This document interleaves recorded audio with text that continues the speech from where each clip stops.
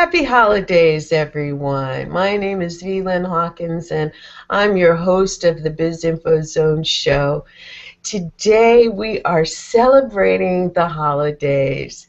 And as you know, the Biz Info Zone shows are brought to you, the savvy social entrepreneur, to help you to express your purpose, plan your next moves, and take your business and your life from where you are now into the realm of prosperity and abundance, and really doing more in your business, with your business, so that you can do more good in the world. And I'm just so excited today. I've got one of my favorite people in the whole entire world on the show with me today. And we're bringing you something very, very special because this is the holidays. And we have a couple of announcements for you. We've got a couple of things that I think you're going to be really excited about. And I just want to welcome you to today's show. Without further ado, my guest today is Cynthia Gardner O'Neill. And she and I are going to be talking about a subject that's near and dear to both of our hearts. And it's the adventures of the heart. It's the Christmas, the adventures of the holidays, and we're actually going to be talking about building wisdom through experience. A lot of you know that a lot of our latest conversation has been around the stories we've created for our, be they good or bad. Our stories are what really impact not just our lives in present form, but our businesses as well. And Cynthia and I are embarking on something that this year we want to share with you in the adventures of the holidays. So, hi Cynthia, how are you today?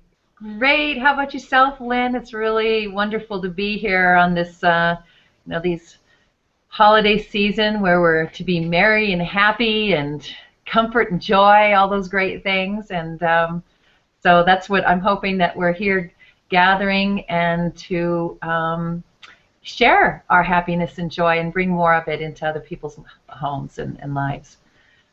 And we are, and I'm really excited about it because we're bringing both of our livelihoods, both of our hearts.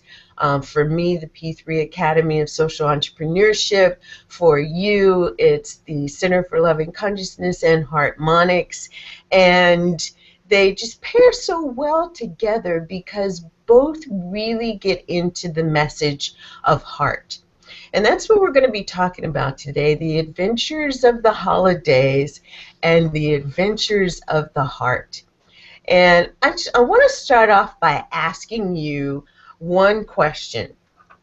And, I don't remember my happiest holiday memory as I was growing up. But what I have come to realize is that in the wisdom that I stand in now at the age that I am, I realize that a lot of the holiday happiness, you talked about the happiness and happy holidays and merry holidays and, all of the exciting things that I think about during the holidays actually stem from the memories of some of the experiences that I've had.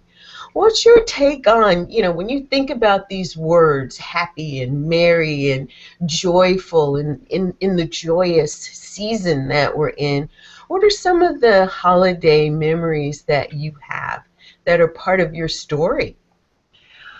Well, so interesting that you heard those words from me. When we say Merry Christmas, Happy Holidays, Happy New Year, these are words that are, supposed to evoke from us that happiness and joy. Love and comfort and joy, all those kind of things we hear a lot about, especially in the music, and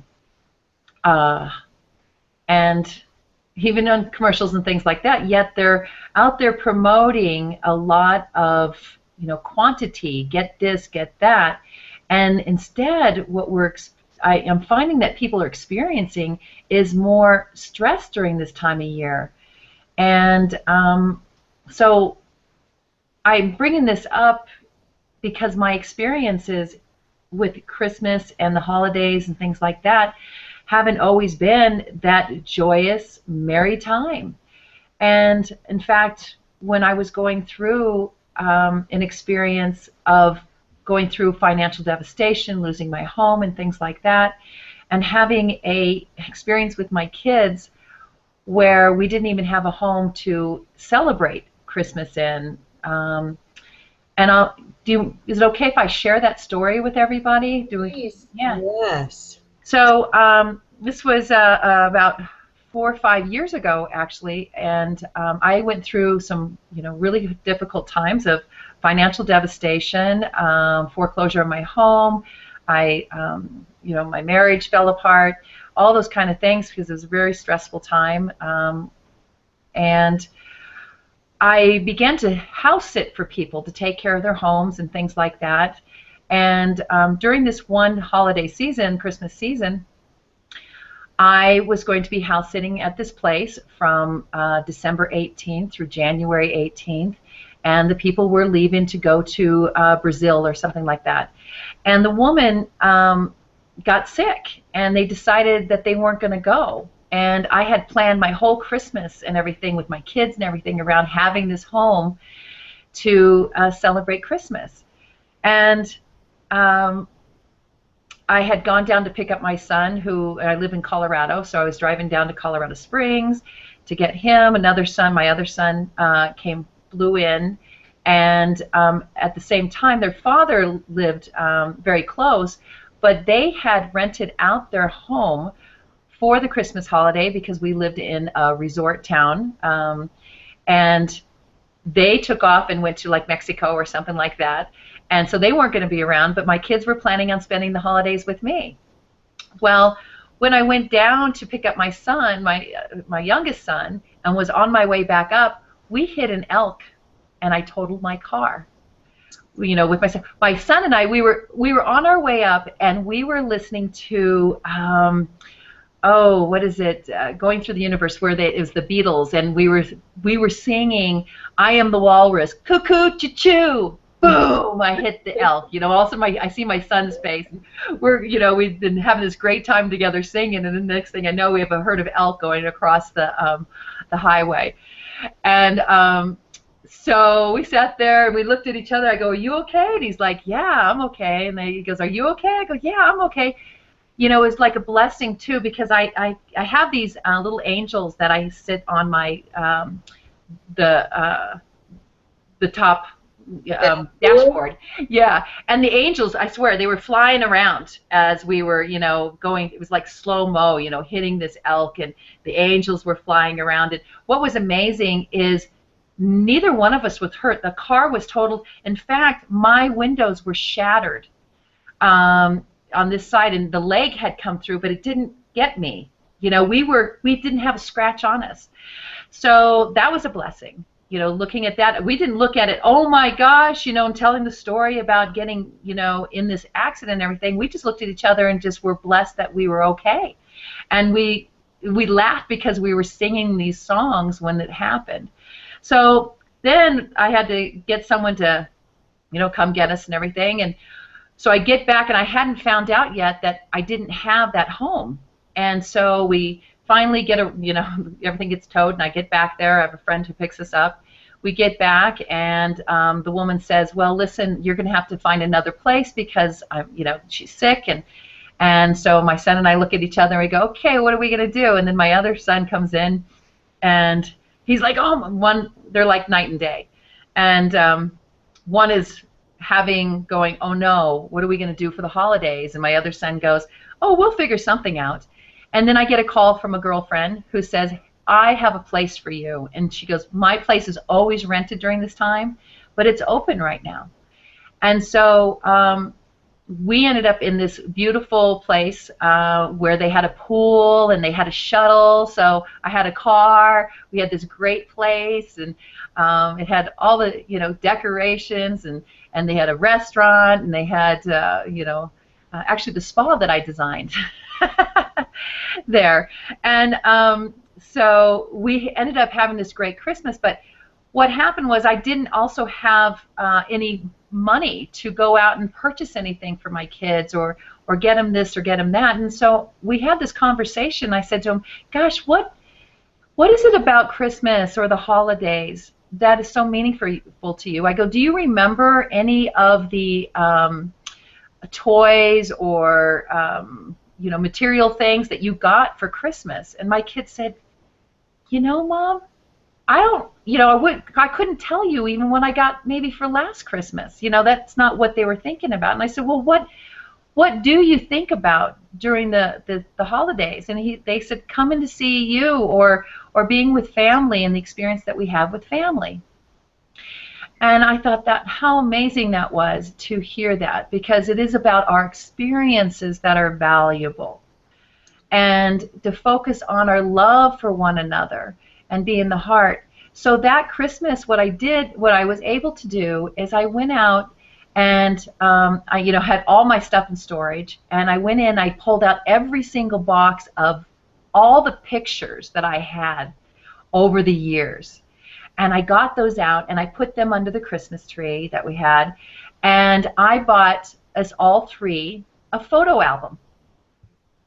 And on Christmas morning when we got up, we dumped out those boxes, and we the whole day we laughed and we giggled and we told stories about all these experiences that were in the picture.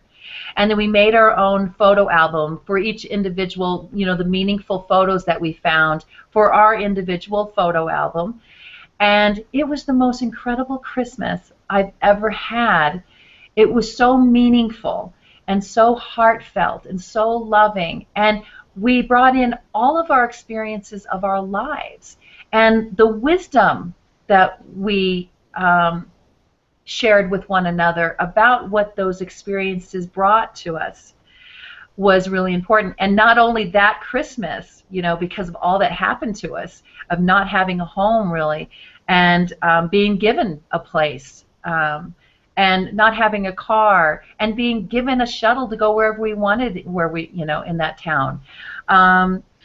And just knowing that we were there together, we looked at the value and worth of that moment, of that experience. And we didn't go into what we didn't have, what we were lacking in. We went into the gratitude of what this Christmas brought us. I can really, really relate to that. As a single parent bringing up my kids, we had many Christmases like that where, it even got to where as the money was available, it was more important to create the experience. And I'd always found that I lived places where I didn't have family. Grandparents weren't there, aunts and uncles weren't there, cousins weren't there. And so a lot of our Christmases were spent just the three of us. And what I remember about those Christmases, and what I've asked about, what my kids remembered, were the times where we made Christmas dinner together, or the times where we made Christmas dessert, either the cake, the pineapple upside down cake, or the cupcakes, or just the things that we were able to do together that created the memories that actually, for me, changed some of the stories that I had remembered about Christmas. I'd always grown up in a religious family. So Christmas was about, the season of Christ and the story of the baby Jesus. And I'd always had this question about how does it really relate to me? And how it related was in that it wasn't about all of the external stuff. It truly was about the things that are to be held most precious, and that is those that we love, showing them that we love them, and how it is that we show we love them. My kids and I used to cuddle up on the sofa and watch football together when they got old enough to enjoy football with me. And we had some of the best times. And now, I even think about now with my son being gone and with my daughter and I making a new nucleus family that includes my oldest grandson, what does Christmas hold for us now? And I have to say that it's a lot of the same. The value in the experiences is long gone after you tear open the presents and throw all the paper away. And what remains is truly the stories that we write around the experiences that we have of the love and the heart and the hugging. Mm, And yeah. again, when my kids were growing up, we had extended family. We had cousins and aunts and uncles and sisters and brothers that were not our blood relatives, but were the family that we called family because they were part of our heart and our experiences of love and sharing and giving.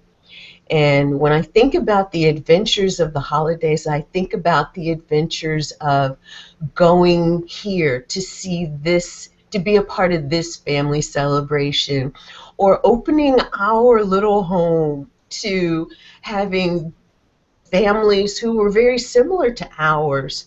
You know, the only family at the time where we lived, and we blended families and extended families, and were able to really experience some of the more valuable parts of the holiday seasons.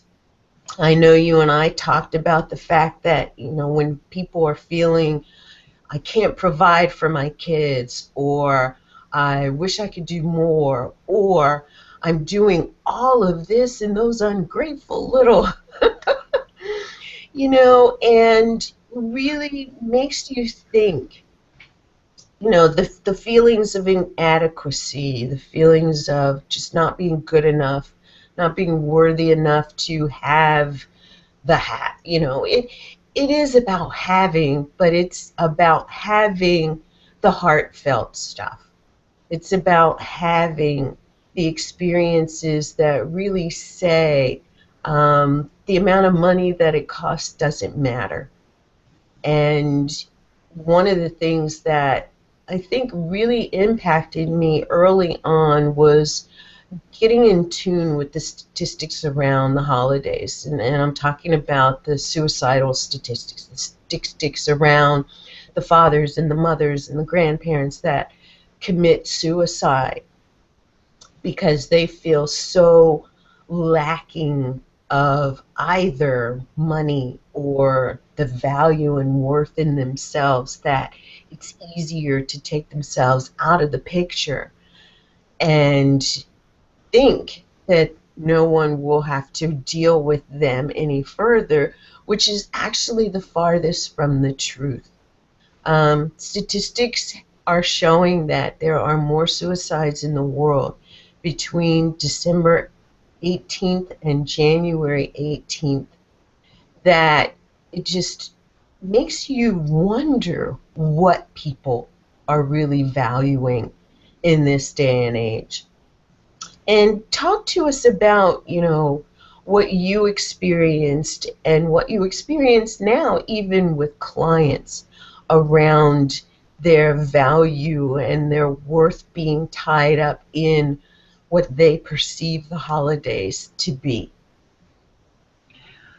Well, I do have some clients who have come to me about them feeling the stress of the holidays, them feeling the lack of being in a place of lack. Mostly it is the lack of love, the lack of money, the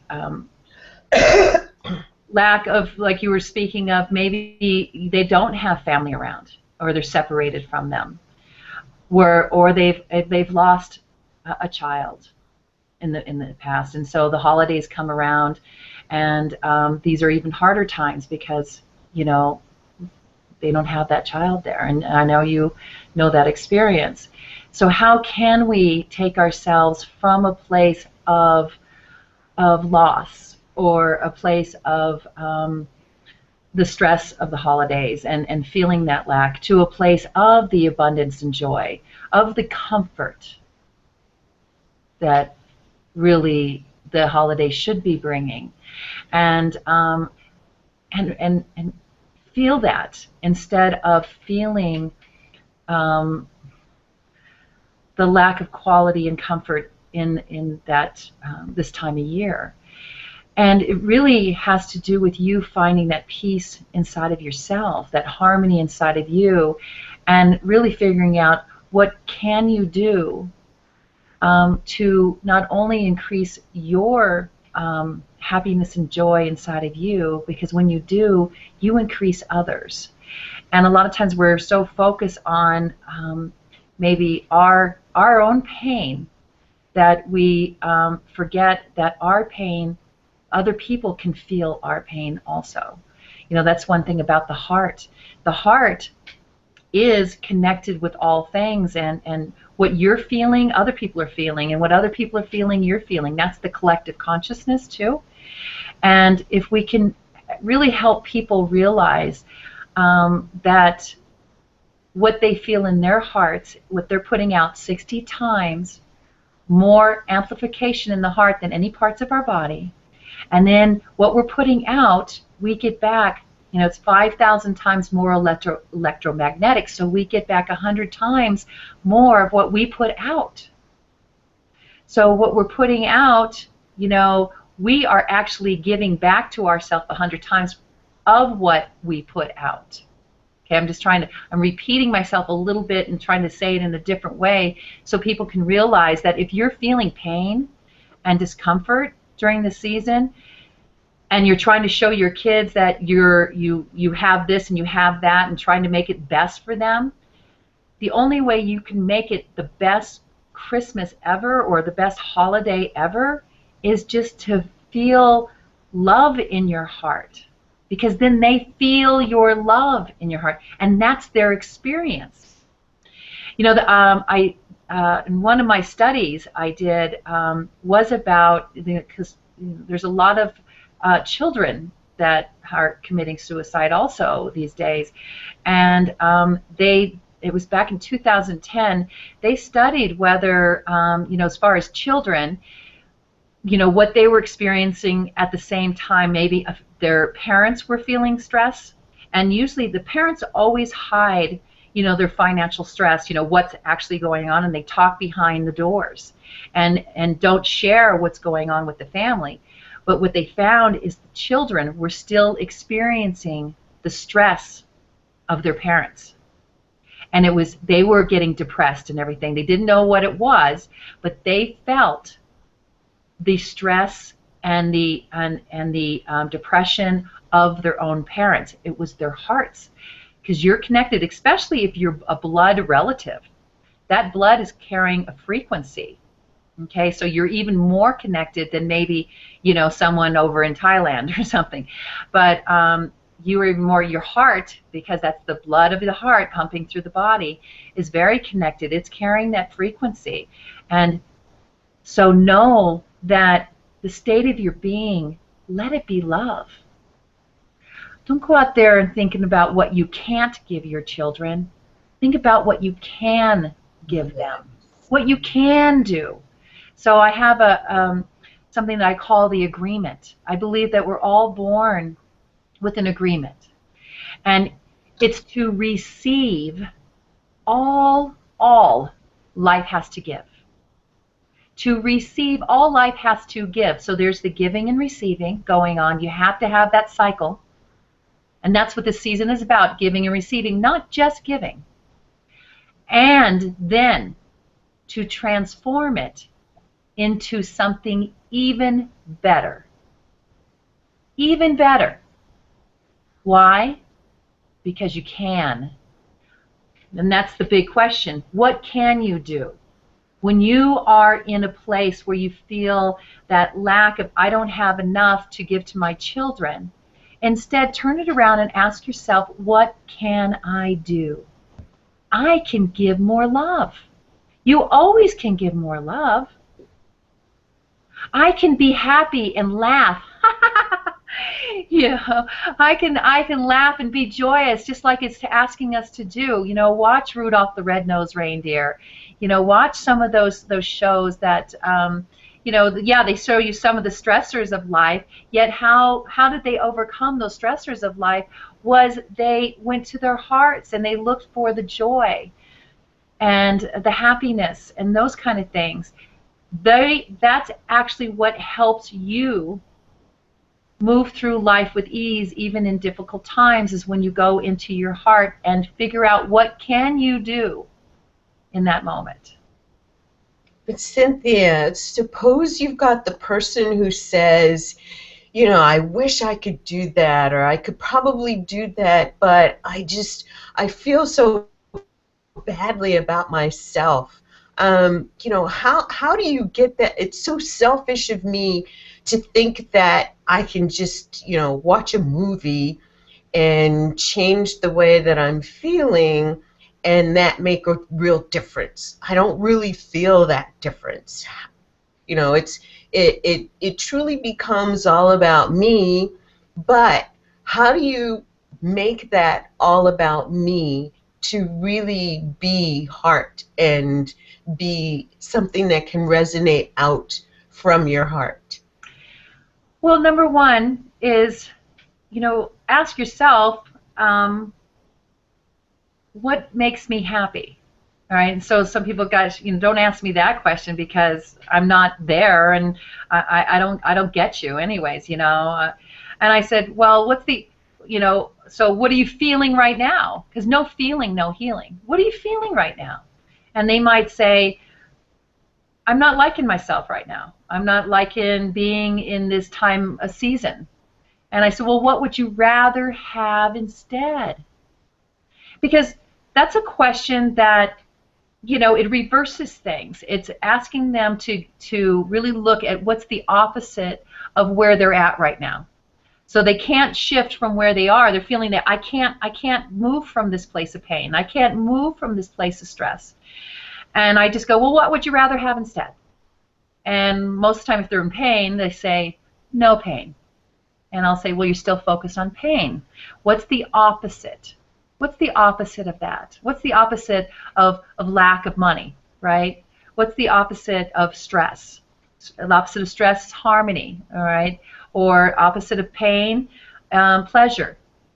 Opposite of lack of self-worth is I value myself. So let's go with that. I value myself. So what's the opposite that I'm feeling, you know, so negative and so out of it? Well, what would you rather have instead? Well, I'd rather feel valuable to the world. Okay, great. Go there. Go there. That's what you'd rather have instead. And because a lot of times people can't go there when they're lying to yourself, because it used to be we say to people, all right, think positive. Well, how can I think positive when I'm in pain and stressed out? And I don't want to lie to myself. So when you ask yourself what you'd rather have instead, you're not lying to yourself. You're just moving in a direction of what you would rather have instead. And when you get there, you know, such as I would like to value myself. Okay, then you know, so how does that feel? Does it feel healthy for you to value yourself? And you know, yeah, it does feel healthy to value myself. It feels better. Great, great. So why don't you have that now? What's the adverse consequence to you feeling valuable to the world? And usually, you know, that's a really toughie. Yeah. They're in this place of, all right, being valuable to the world is healthy for you, but why don't you have it? Instead, you're experiencing, you know, you don't have any self-worth. You're feeling as if you're not needed. You don't want to be around anybody. All this stuff. Yet you would rather feel valuable and worthy, and know that you can take care of your children, right? So what's the adverse consequence to you having it? That's the big question that I like to ask people is what's the adverse consequence to keeping you in that where you're at? Well, maybe I might have to go out and get a job and I won't be around my children. And so to them, they'd rather be at home thinking in a lack, place of being close to their children rather than, and this is just an example, than going out and getting, being separated from their children. And so, because that's something that has come up before with someone, and they were like stuck. They have these children, and they didn't want to leave their children. Plus, also, they were scared to who was going to take care of their children. They had a lot of fear built around, someone abusing their children. So they didn't want to, go out and get a job and everything. So they were trying to figure out how to provide from the home, and they didn't know how to do that or whatever. But that stresses you out, and then you don't feel worthy. And so really find what is the healthy component of that and focus on that. So she wanted to be with her children. And I said, well, focus on the love of your children and how you give that love. And how does that feel? Well, it feels really good, but now I feel like I don't provide for my children. It's just helping them take a movement forward to really looking at your life and weighing out the pros and cons of life and finding the joy in it, finding the love in it and going there. And some people, when it comes to, I can't pay the bills, with love. I hear that all the time. Money can't pay the bills. And I said, well, what love does is it gives you the opportunity to pay the bills. What love does, when you have love in your heart, it's really amazing the miracles that happen. I always say an attitude and diet full of love is a life full of miracles. Because when you're you're putting out, amplifying love, you get back 100 times plus. People will come into your lives because they're attracted to that love. They want to help you. They want to be around you. All those things. When you're in stress and not liking yourself, guess what? No one wants, people don't want to be around that. You actually push it away. And this goes even for business owners who find themselves in the stress of the holidays, and I can't take a couple of days off because as a solopreneur I'm going to be missing this opportunity, or even if I know that it's not going to be a time that I can talk to clients, it's a time when I can get this done or I can get that done. And then I feel badly because I'm sacrificing my family and time with my family because I can use this time to do this. And it's the ever-present quandary about, what do I do now? What can I do to really put myself in the right space? And I've done some studying on this, and I know that a lot of it is belief systems. A lot of it is what we were raised in, what we heard people say. Oh, you can't have a successful business unless you're in it 24/7, 365, and then add a couple of days to that. But we both know that it is also those belief systems that do help to keep people in the struggle and keep them from recognizing that, first of all, you have to really respect yourself. You have to learn to love yourself so that the heart things that you're talking about are more prevalent. You feel it for yourself, and therefore you can set appropriate boundaries. You feel it for yourself, and therefore when you finished a good day at work, you can go and really give your family the attention that you believe that they deserve, that you want to hold that belief for.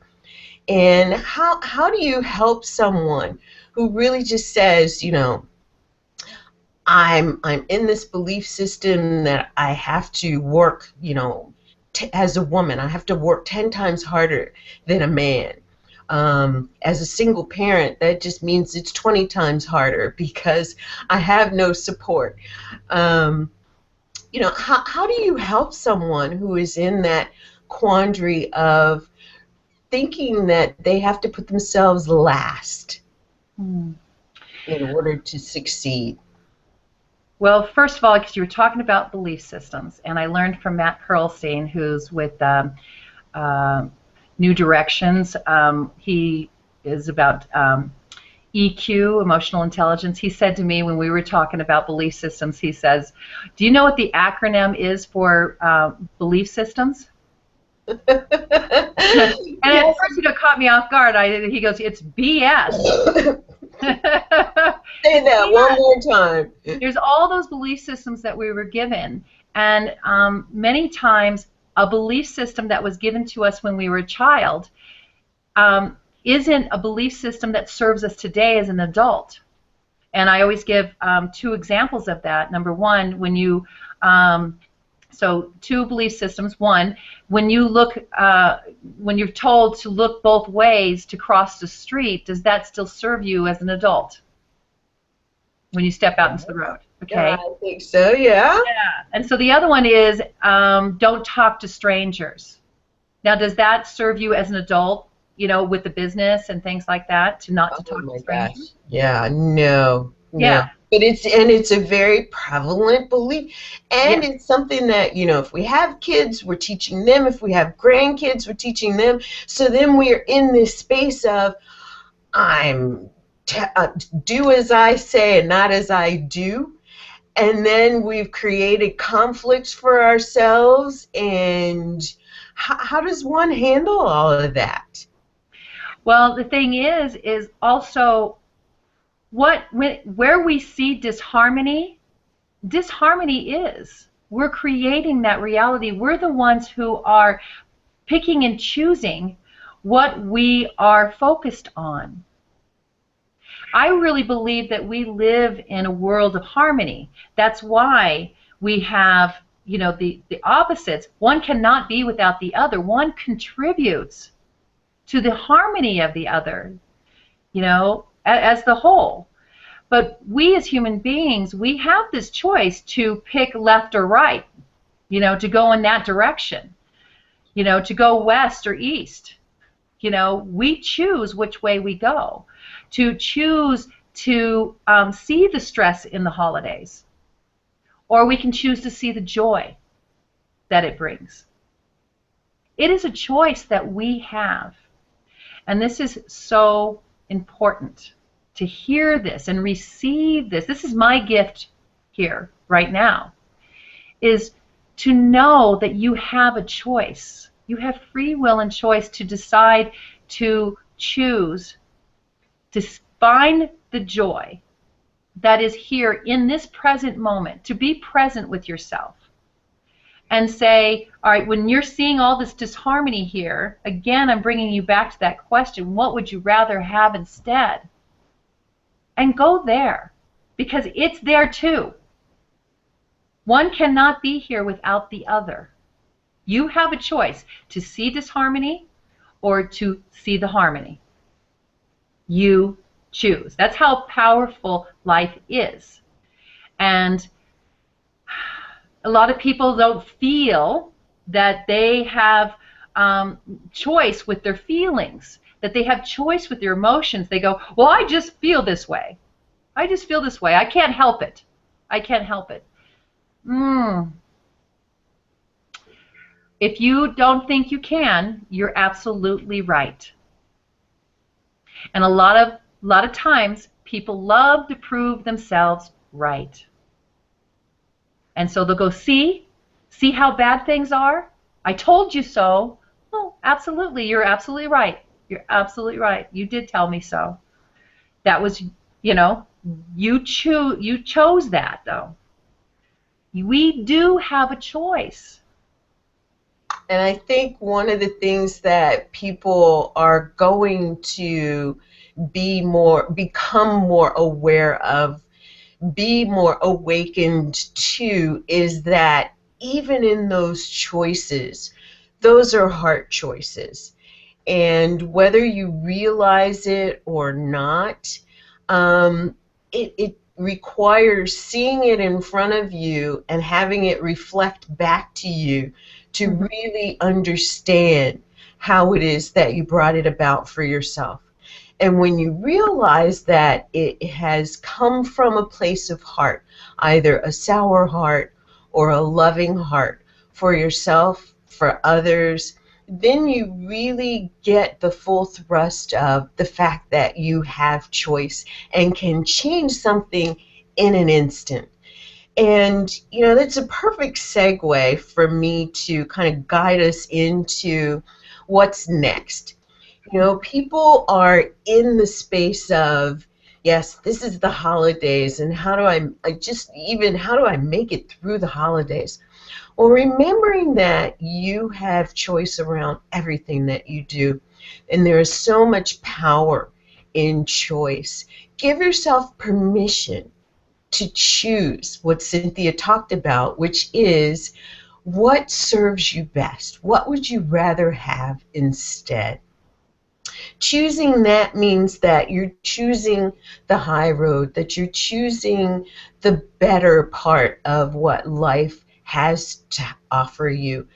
We look at life and sometimes we block out the possibilities.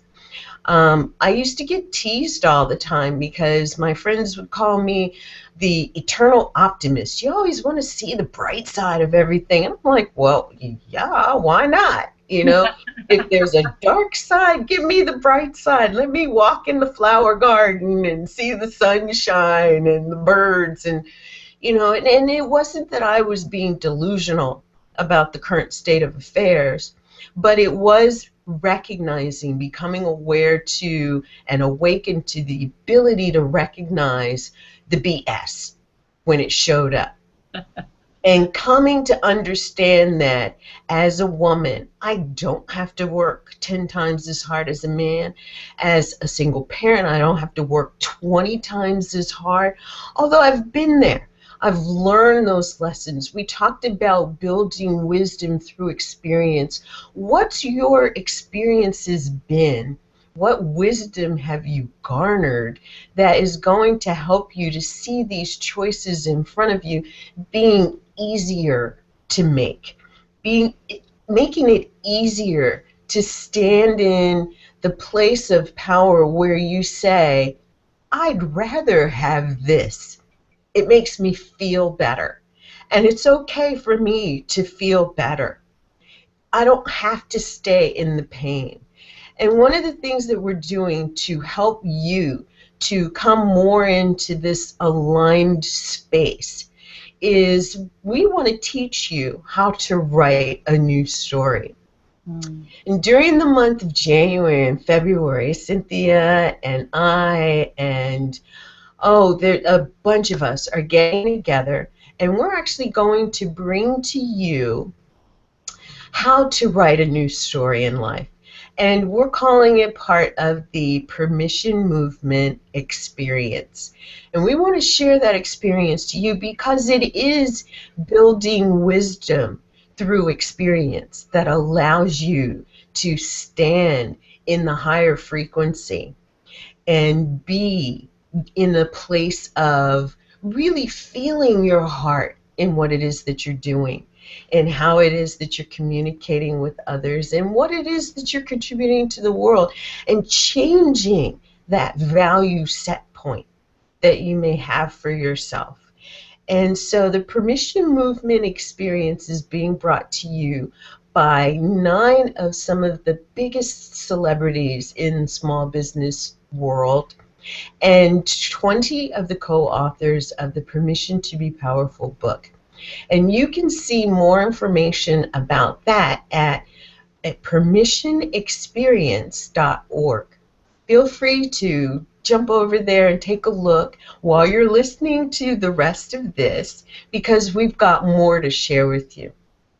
So, Cynthia, as we're talking about this building wisdom through experience and really writing a new story Mhm. for your life, tell us some of the tools that you actually use to help people to find their way. We talk about the Shiro's journey.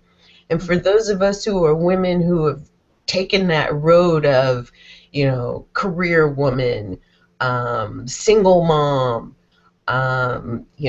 grandparent, wherever we may have found ourselves in life, we've been on our Shiro's journey.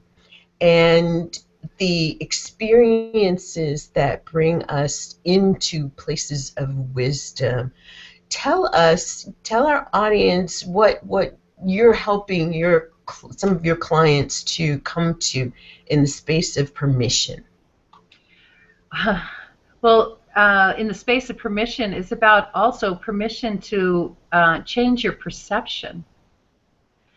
You know, one of the biggest things I start with in my courses and with my clients is about helping them learn about how they experience life and what their perception is of it, and where they're coming from. So on harmonics.org, in a area in body in the menu area, you can I have a video there that talks about perception. And so just for an example, so someone might say to me, I'm in an abusive relationship, that I can't get out of. How do I improve my life while I'm in this situation? Well, it is about you changing your perception, number one, about the situation and about yourself and what you can do for yourself. And sometimes that's a really hard thing for people because they limit themselves to where they are, and have been for a long time. So it's about opening you up to see yourself in a new way, giving yourself permission to change that perception, to look for something more, because there's so much more. We maybe experience 1% of what is. There's 99% of unknown stuff to us, and a lot of people that might scare, but really there's more good in the world than there is bad. There's more positive in the world than there is negative. And and the reason why that is because when you have both, you're in harmony, and that's good. Harmony is good. Peace is good. That's the balance of both. Okay, so so I start with perception, teaching you about how you see yourself, and about whether you're left brain or right brain, whether you're in whole brain balance, which means whether you're in your heart or not, balancing things out. And when you find that out, because also it tells you how you receive information, how you receive your experiences. And so I really encourage you to take some time to, go in there and find out about how you perceive life from, the left side of the brain or the right side of the brain. If you see it's a shadow of a woman who's spinning around, and they use it to see what brain dominance that you're in. So this is a really important test to take for yourself, so you can start learning that we all see something different, even at the very same moment, okay, that you're looking at something. If you're looking at this woman spinning around, notice that if you're with someone, that you both are looking at the same thing, but you're seeing something different, and be able to accept that about yourself and every single person. That's the uniqueness of who you are.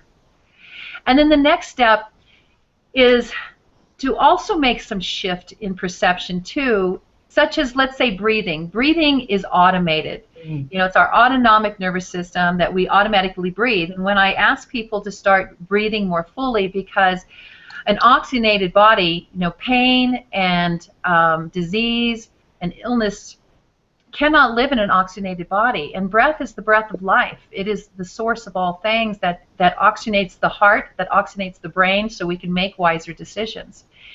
And most people say, God, how can I remember to breathe?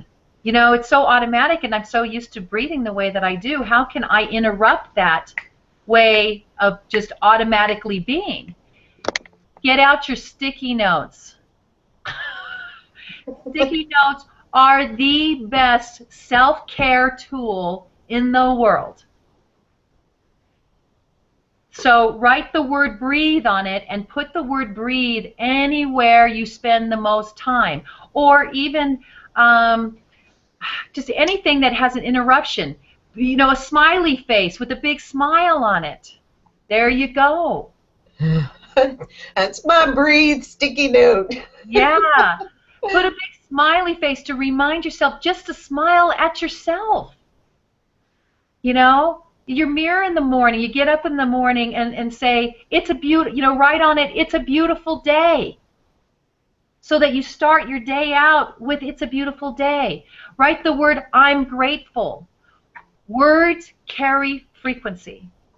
And, you know, that's why we hear, you know, Merry Christmas, Happy Holidays. Write those words that feel good on a sticky note. Yeah, the happy face. It makes you happy, you know, just seeing the smiling face. Put things around your house that make that shift into your heart, get you out of your head and into your heart so that you begin to feel again. You want to write feeling words. No feeling, no healing. And this is something that you talk a lot about. I don't know if you can see that well. But I'm going to back it off towards you a little bit. I'm not sure if I can see, because I can't see the written words that are there. It says heart, and it says in parentheses wisdom. Because you talk a lot about, and I've learned this from a very deep perspective about the heart and the wisdom of the heart.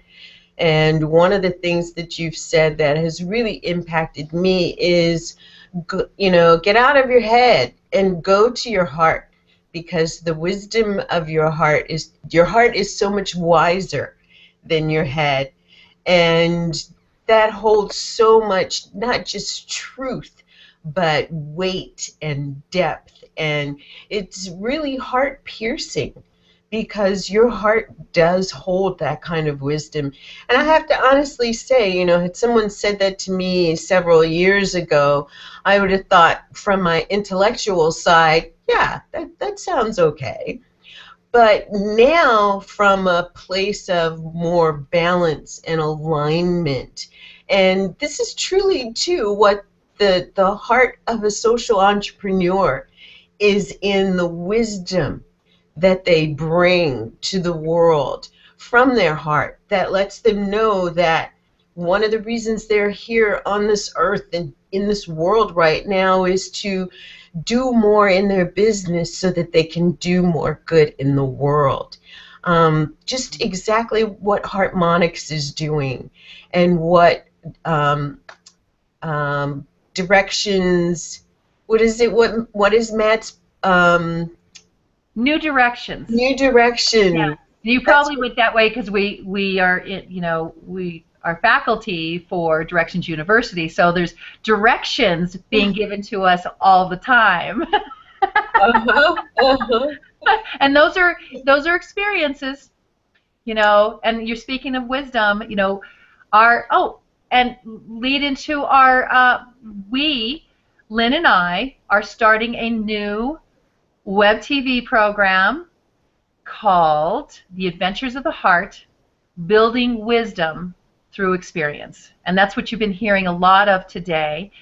And it is about building that wisdom through experience. So when we're talking about New Directions and Directions University and all of our experiences, they bring us more wisdom, and these are heartfelt things that we are being divinely guided with our hearts on what is healthy for us, and we're being We're attracting back exactly what we're putting out. We're wanting to make a difference in this world, and we've attracted back the places, the direction to go to And have these experiences. we've attracted back the inclusion in our own mission, the fact that part of why we are here is to help you to find that similar direction, that we are not just participants, but we are navigators to help you to find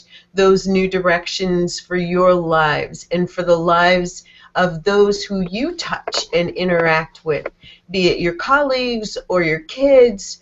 One of the things that we are tasking ourselves with, that we've given ourselves permission around, is helping those of you who are interested in expanding the adventures of your heart by learning more about your heart, by learning more about what's going on in the world of social entrepreneurship, who's doing this stuff, by learning more about EQ and how EQ plays such a huge part in the work of social entrepreneurs, finding out who's playing in the world of EQ.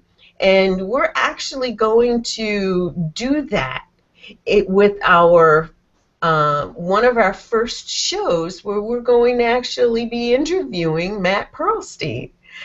And we're going to take a deep dive into the world of EQ and how emotional intelligence plays into the stories that we write for ourselves, the permissions that we give ourselves or don't give ourselves.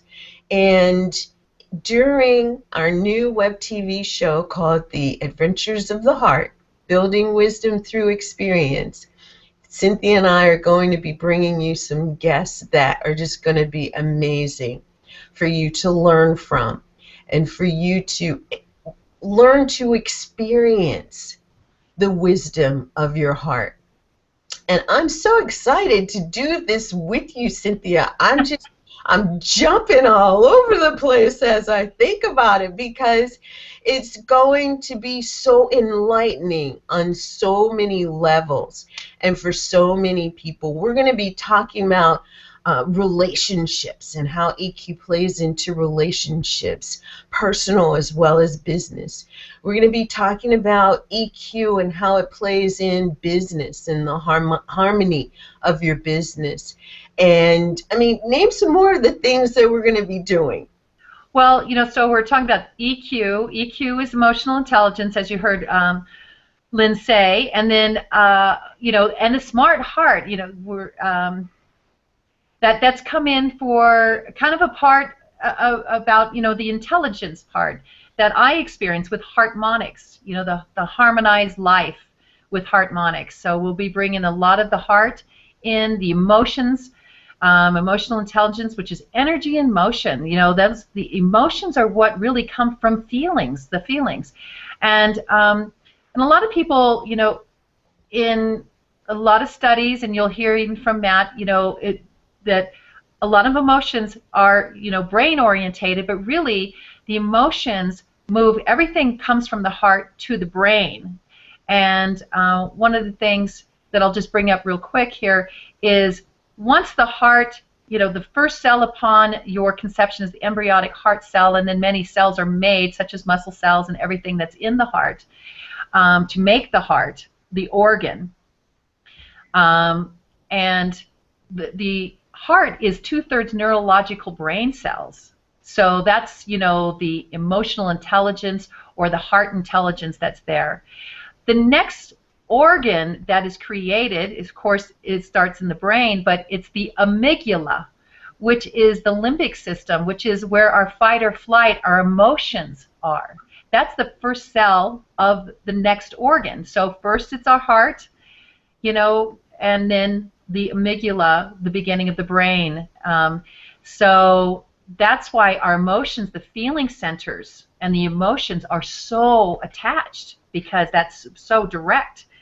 And so that's what we're going to be talking a lot about, about changing some of the, a little bit of a lot of the science that is out there about how our brains and our thoughts do create, but which is true. No, I'm not negating any of that stuff, but the heart is the central communication center of every single one of our cells.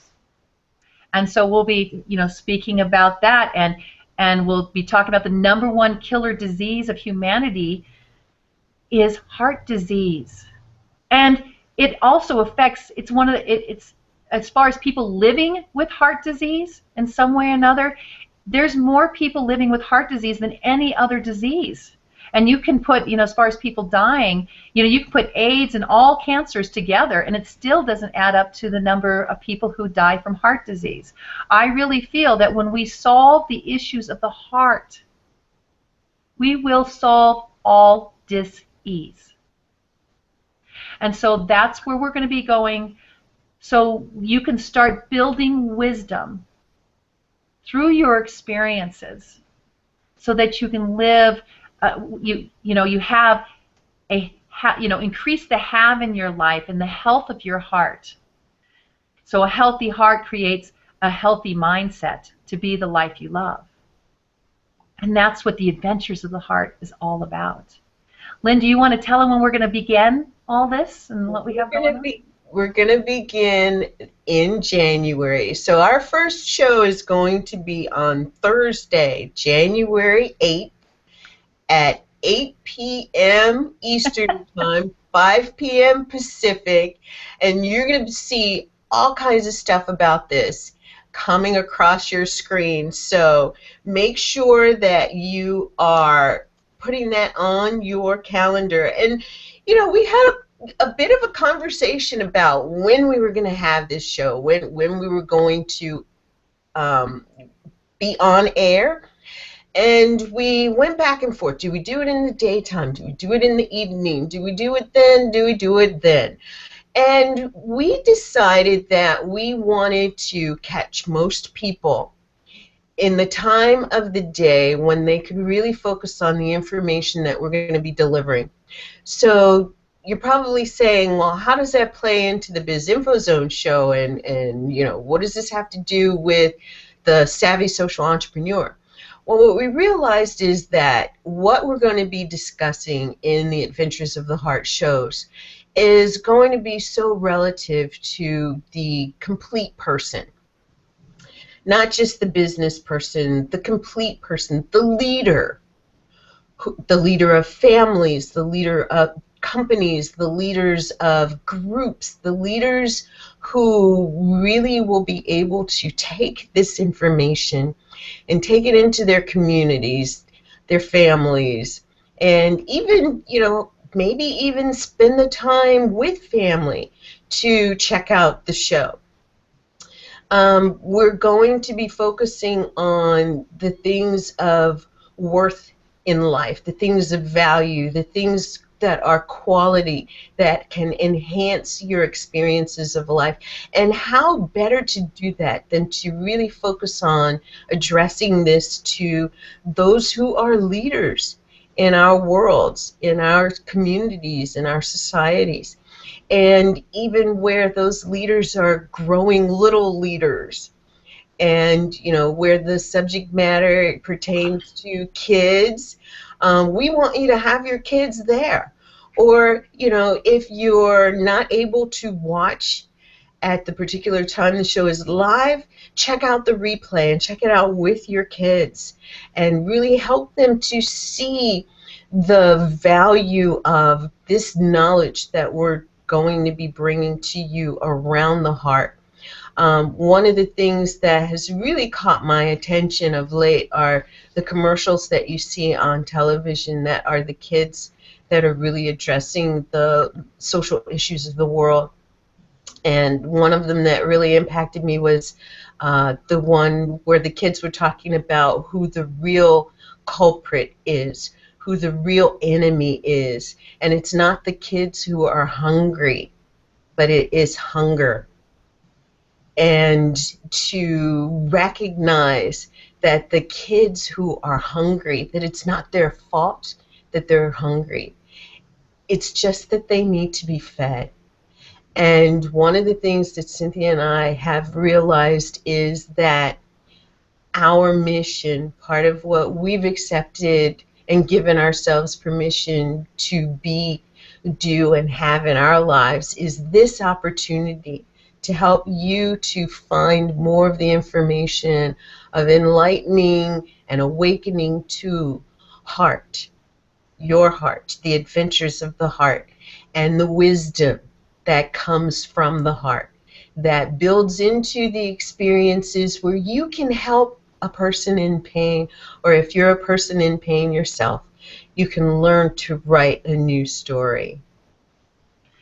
Now, Lynn, I have to ask you, how are we doing? Are we at the top of the hour We are of at our the time? We are at the top of the hour. We are about to close out the show, and we've brought up two things that you really want to pay attention to. We'll make sure that the show is annotated with all of this information. One is go to permissionexperience.org and see the information about what we're sharing on writing your new story. Going from pain to powerful. How do you live in a constant state of powerful and heart and doing for others because you are doing for your business? And the other is you'll see the Adventures of the Heart show announcement beginning Thursday, January 8th, 8 p.m. Eastern, 5 p.m. Pacific time, and it's going to be over Google Hangouts on air. Cynthia and I are going to be your hosts, your co-hosts, and we're so excited to come together to bring this show and the information and the guests to you, that we're both just bubbling over with excitement. And with that said, I want to make sure that you know where to go to find the information on the Write Your New Story. It's permissionexperience.org. And I want to say thank you for joining us today. It's been a real pleasure to expand on the adventures of the holidays, and I think we've gone full gamut with it. The adventures of this holiday, 2014, have been for me just such a space of gratitude and thanksgiving, and I want to thank you for being a part of the audience of the Biz Info Zone show. You've been amazing. I look forward to bringing you some amazing content through the Biz Info Zone show for 2015. And as we launch our new web TV show called The Adventures of the Heart, building wisdom through experience. And Cynthia, what would you like to say to our audience as we're closing out today's show? Yeah, well, today, being in the holidays, the biggest thing to assist you is for you to ask. Ask for the help, because this is the time of year where people want to give. And if there's no one there asking for help or open to receiving, we can't give.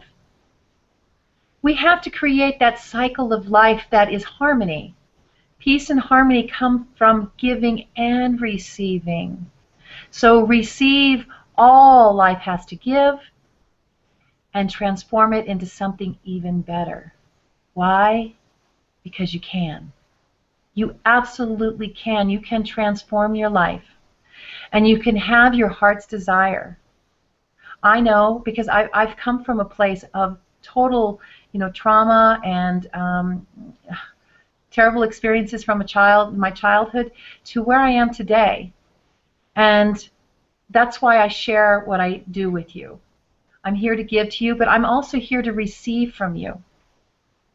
Please come join us, and we have so many exciting things to help you make that transformation, to assist you in all that you've been asking for.